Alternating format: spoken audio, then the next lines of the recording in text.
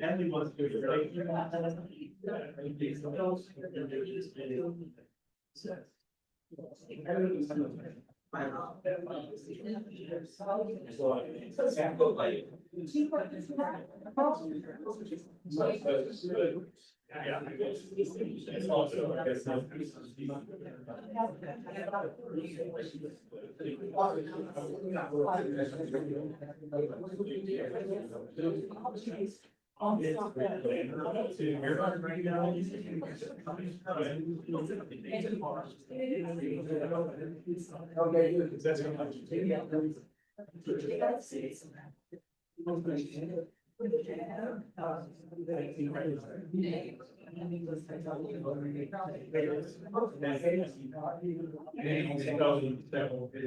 Total shock. Good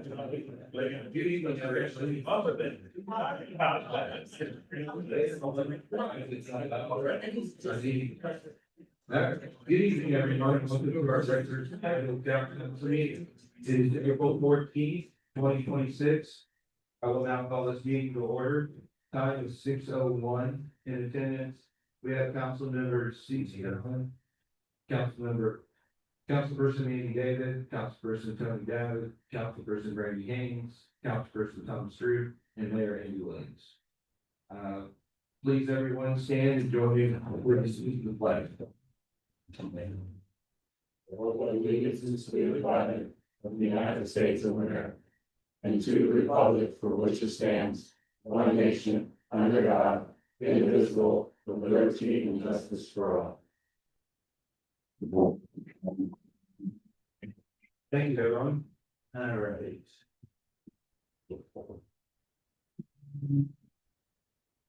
George and Paige Kuros and Eric Phillips, you want to hold up till we get to your hearing? Okay, so I figured.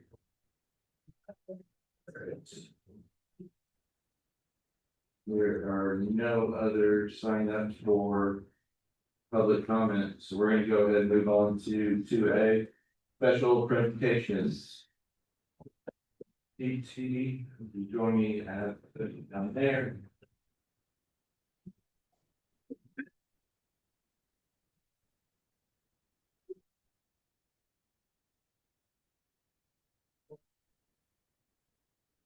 Lewis. Mr. Lewis, come on.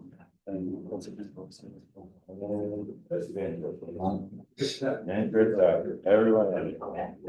Hey, look, it is on. Good evening. Tonight we have a special presentation from the West Orange Chamber in support of the Windermere Legacy Fund. As you know, for more than a decade, the town of Windermere, under its leadership of Councilmember Allen and her dedicated team of volunteers, have successfully organized our event, Windermere Wine and Dine. This past year, it was transitioned to the care of the West Orange Chamber, along with the establishment of the Windermere Legacy Fund to ensure its original purpose and charitable impact continues to benefit our community. At this time, I'd like to invite Councilperson Allen to share a few words, followed by Stephen Lewis from the West Orange Chamber. Want to do it this way? I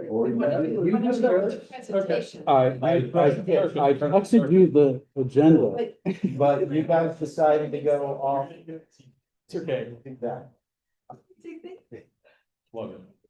So, good evening, Mayor, council members, and Town of Windermere leaders.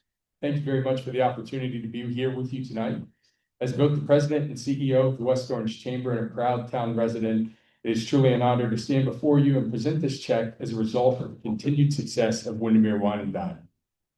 Now in its 12th year, and I think we can all agree, it could have been a little colder than we were used to, but it certainly didn't stop our community from showing up in full force. This event would not have been possible without the town's partnership and the vision of the original founders who created something so special for this community. I'm especially grateful for your trust in allowing the West Orange Foundation, the philanthropic arm of the West Orange Chamber, to take the reins and continue building on that legacy, ensuring that the event remains meaningful and impactful for years to come. We are most incredibly thankful to everyone who attended and supported the event. Because of that collective support, we were able to give back in the most meaningful way, as the funds raised will directly support the important work of the West Orange Foundation and the Windermere Legacy Fund, allowing us to continue investing in programs and initiatives that strengthen and serve this community that we all call home. With that, it is with sincere appreciation that we present a check for $51,066.74 to the Windermere Legacy Fund. And once again, thank you for your leadership, your partnership, and for helping make 12 years of Windermere Wine and Dine such a success.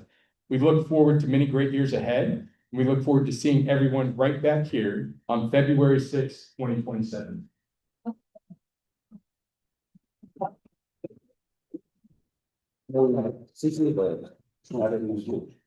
Well, it was hard to give up our baby, but we couldn't have found a better partner in the West Orange Foundation and with Stephen Lewis. We knew that they were going to be great stewards of an event that we put in blood, sweat, and tears and a lot of love for 12 years. So, and we couldn't be prouder to be a partner with you on this. And what you pulled off last year absolutely exceeded all of our expectations, and it was great. And we really look forward to the next 10 years with you. So it's all great. And this just makes it even sweeter, which is great. And please, for residents that are in, we're building our website, but you need to learn about the Windermere Legacy Fund because it's your fund. It's what you can get a grant from for the causes that are you're passionate about and you're involved in. So anyway, but thank you, Stephen. Thank you, Betsy. Very well. And it took the whole team. It wasn't just one person. Yeah. It's a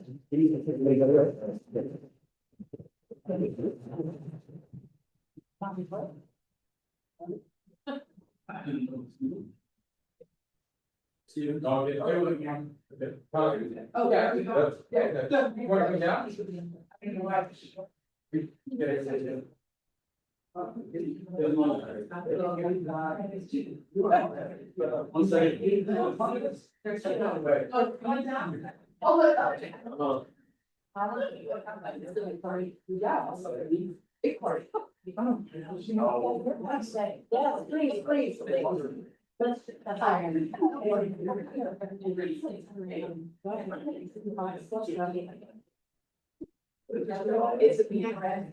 Yeah. Everybody's from there, 1, 2, 3. Say money. Now, this day.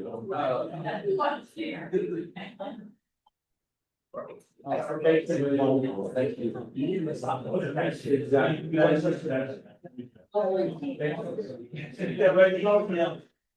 Oh my It's built.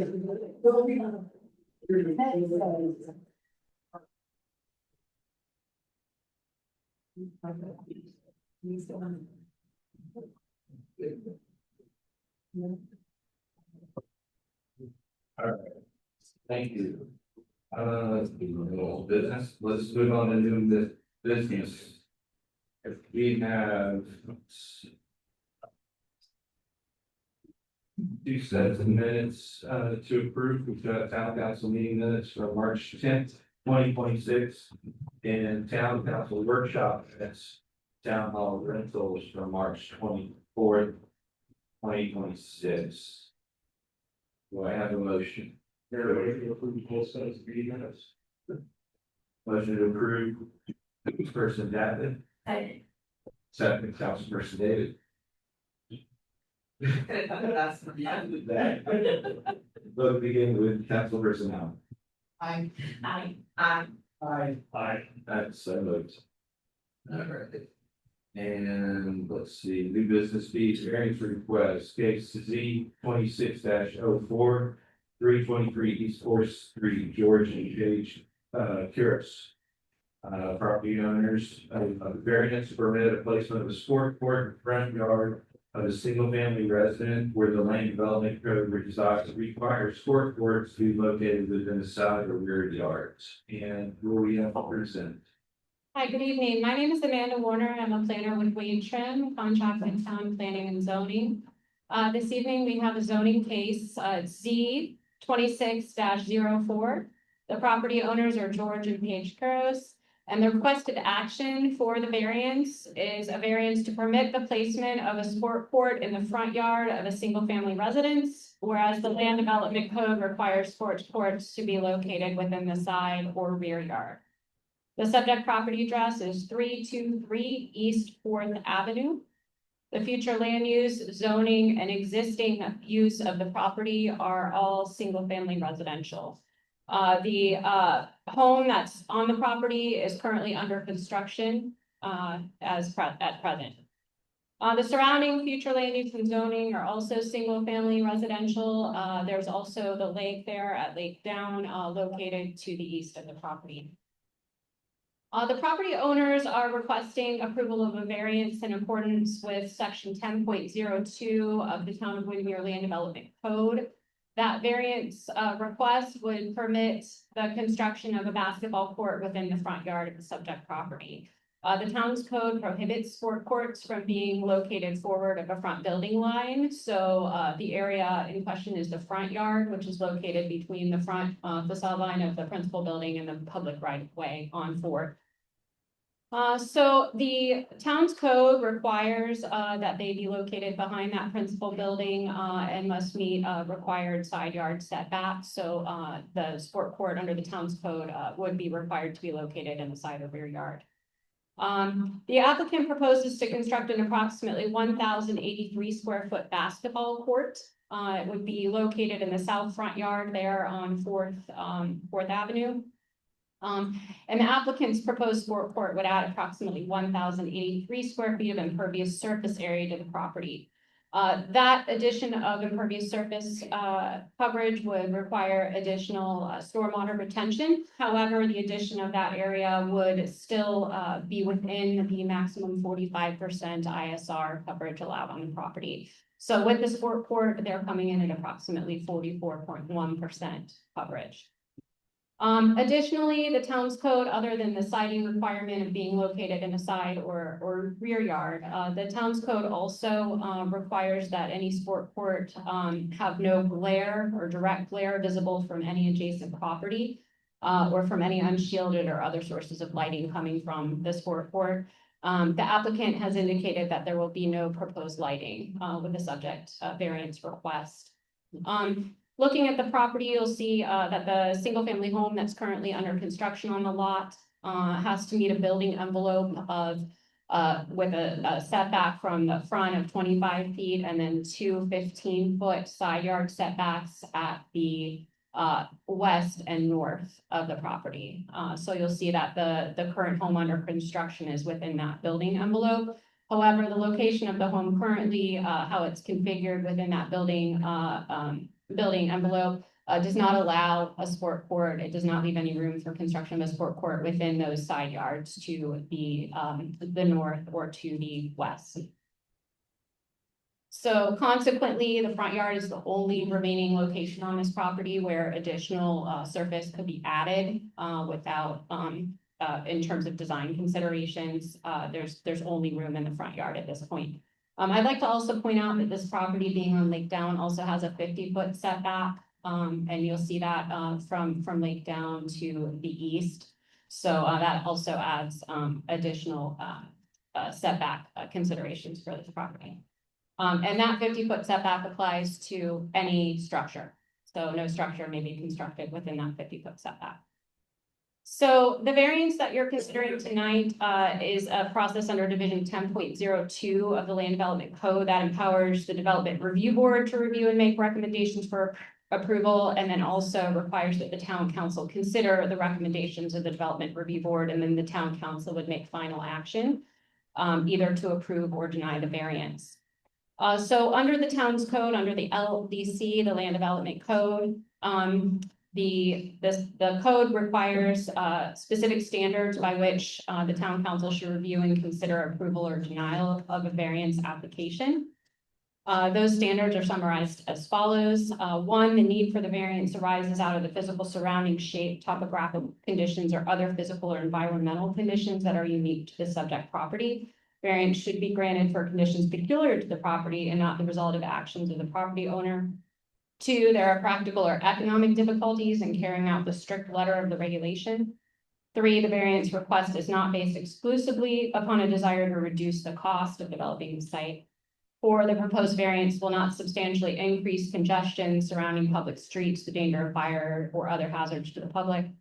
5, the proposed variance will not substantially diminish property values in nor alter the essential character of the area surrounding the site. 6, the effect of the proposed variance is in harmony with the general intent of the Land Development Code and specific intent of the relevant subject areas of the Land Development Code. And 7, the variance will not encourage further requests for changes where such a land use would not be deemed appropriate. That section of the Land Development Code also provides specific standards that are not to be considered upon review of the variance. Again, these are not to be considered when reviewing the variance. 1, that the implementation of the regulation would impose an economic hardship on the cost of the building or redevelopment project. 2, that these regulations impose a hardship by decreasing the maximum density of a property in terms of the number of units, square footage of buildings. And 3, that other adjacent land, structures, or buildings not in conformance with the regulations provide a rationale for lessening their application to this specific case. So section 10.02.02 also allows the imposition of conditions or restrictions as may be necessary to allow a positive finding to be made in any of the variance standards to minimize the negative effect of the variance itself. Those conditions and restrictions should further the interest of the LDC. The applicant has submitted a site plan and written narrative in support of the variance request. Those are included in the agenda packet tonight in support of the agenda item. I will let you know that a public notice was sent out to property owners within 500 feet of the subject property as of March 16, 2026, March 16, 2026. 5 responses were received in support of the variance and no responses were received in opposition of the variance. Additionally, the Development Review Board heard this variance case at the March 17th, 2026 meeting of the Development Review Board. Based on information in the staff report and testimony provided by the applicant at that meeting, the DRB recommended approval of the proposed variance with the following conditions. And there were 3 conditions of that recommendation. 1 was that no lighting shall be installed as a component of the proposed sport court. 2, no sound projecting equipment shall be installed as a component of the proposed sport court. And 3, landscape hedging shall be maintained in a manner that adequately screens the sport court from view from the public right of way and adjacent properties. The vote of the DRB was unanimous in favor of recommending approval of that variance with those 3 conditions. And with that, I'm available to answer any questions that you have regarding this specific case. And I believe the applicant is in attendance as well to answer questions. Okay, thank you. Everybody can language this, particularly it's a meaningful spot. Anybody have any questions? Did you, I had asked you a question while we were on the phone, did you find out? Yeah, so the question that was asked prior to the meeting was whether there was a building permit issued for the house that is under construction and on what date that building permit was issued. And that building permit for the house under construction was issued on July 1st, 2025. Okay. And so the drainage, do you know if, maybe the applicant can answer this, and we already spoke about this. Was this drainage that was calculated for before or after the basketball court, if you know? Sorry. Erica Phillips, yes. Please, Oh, yes, sorry. address, and then for the record, please. Yes, so Erica Phillips. And I did make a note while Amanda was speaking, the stormwater is accounted for, so it would be updated, you would say, from permitting to the hardscape proposed that the sport court is accommodated in that. So you're saying the drawings we're looking at doesn't have this? No, it does. It does, Yes, ma'am. okay. So the stormwater is addressed with the sport court on that hardscape. That it? Yeah, I think so. that's Crystal Allen, nothing. Would the applicants like to say anything? You don't have to, you're welcome to step up the mic and say something, or you can leave it, either way. Sorry. State your name and then address, please. My name is George Kroos and we are the applicants that are building on 323 East Fourth Avenue, Windermere. I don't know if you know this about us. We actually are from Canada. We lived in a community called Windermere in Western Canada. You would not believe it. And we, because of my work,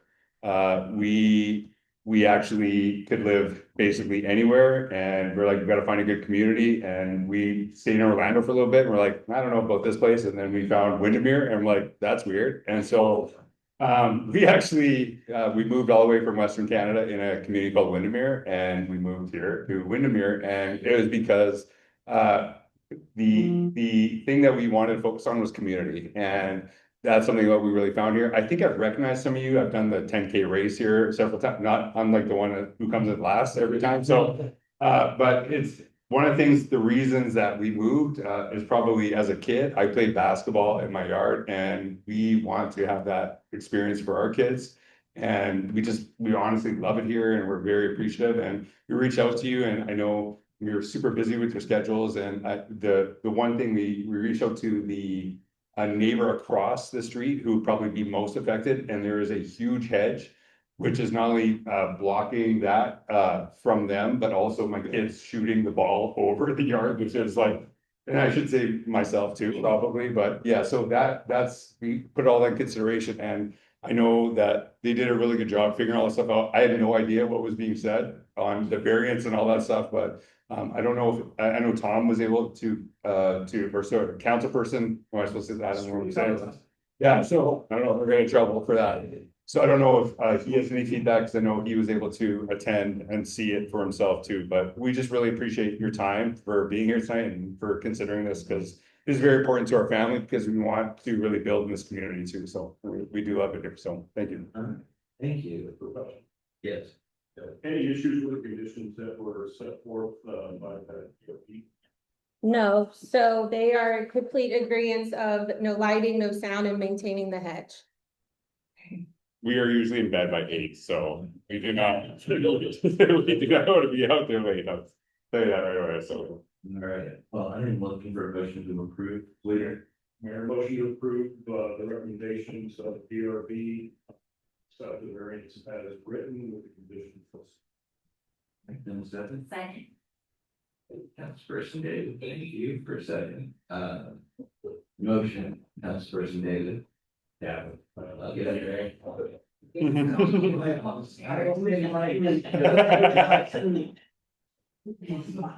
Thank you. So, with that being said, voting begins with Councilperson David. Aye. Aye. Aye. And so moved. I would have said something I didn't need to. Thank you so much for your time. Thank you. You can come over and play whatever you want. I usually pull them. Thank you. All right, on to mayors and council liaison reports. First, I got liaison assignments here.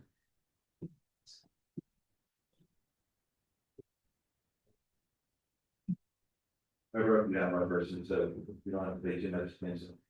Jim always got me lost. You can get us a quick. I was not listening. All right. Exactly. Councilperson David, Parks and Rec and Ways, you're good with that. Councilperson David, Metro Plan alternate, project liaison. And then, holiday social.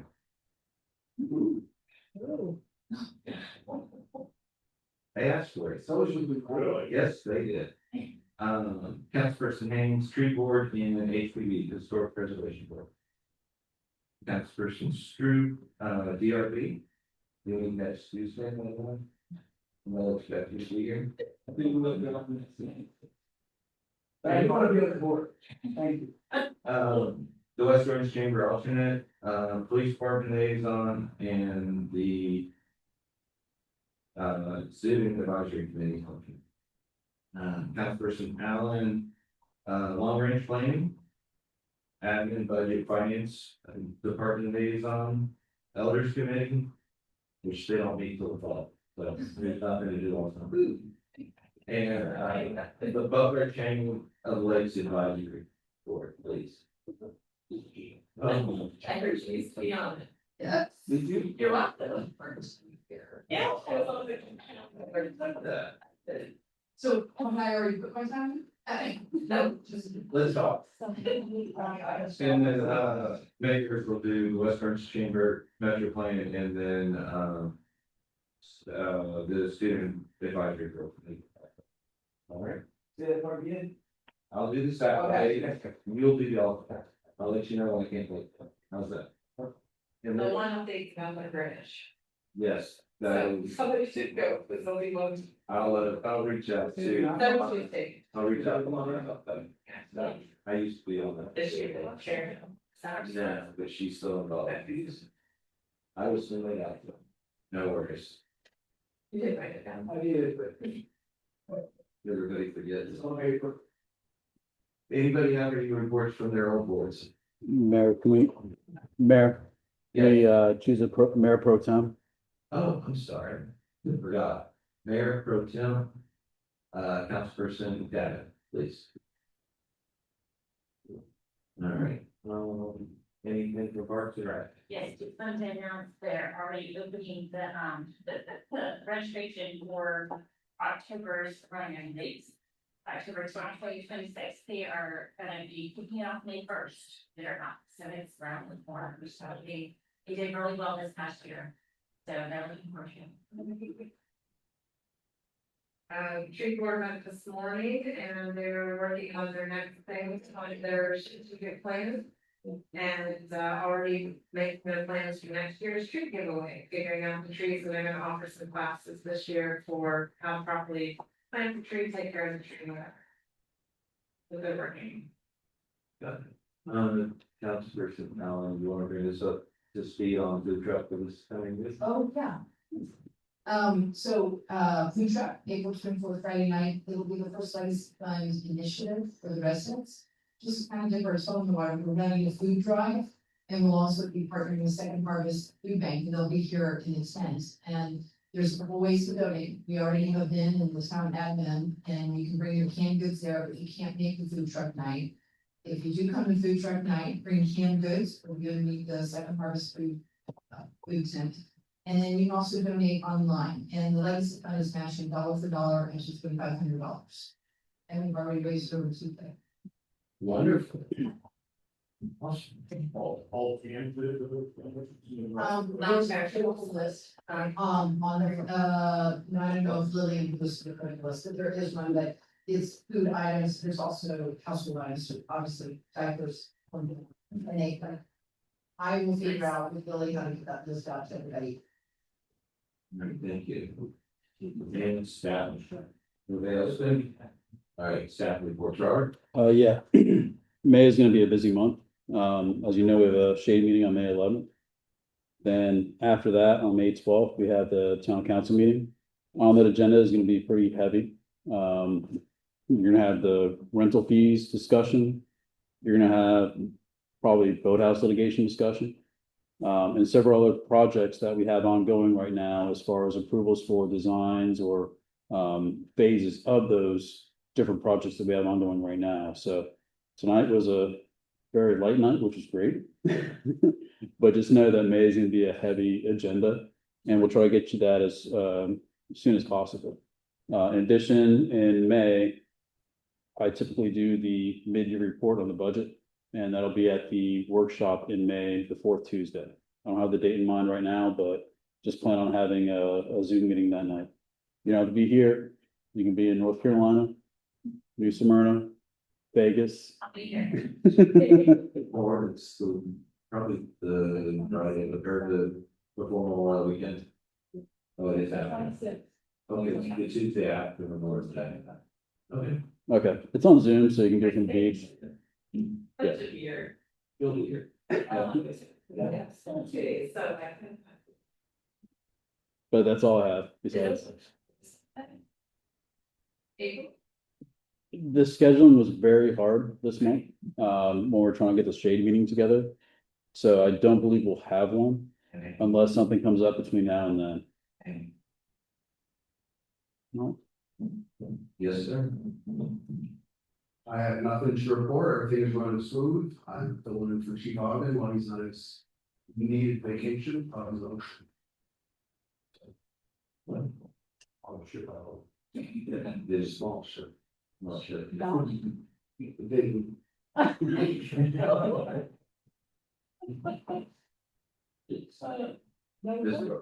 Good. All right. Wow.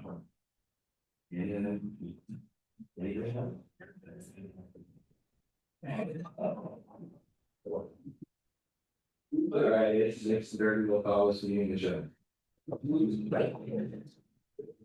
You're welcome. Over.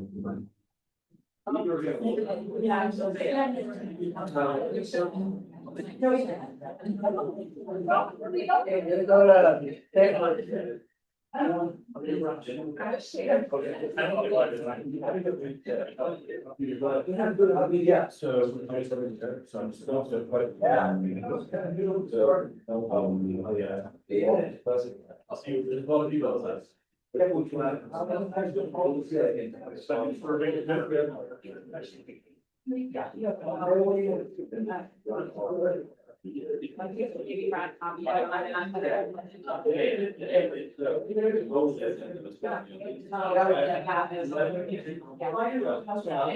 Thank you.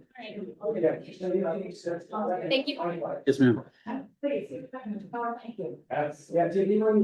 Yeah,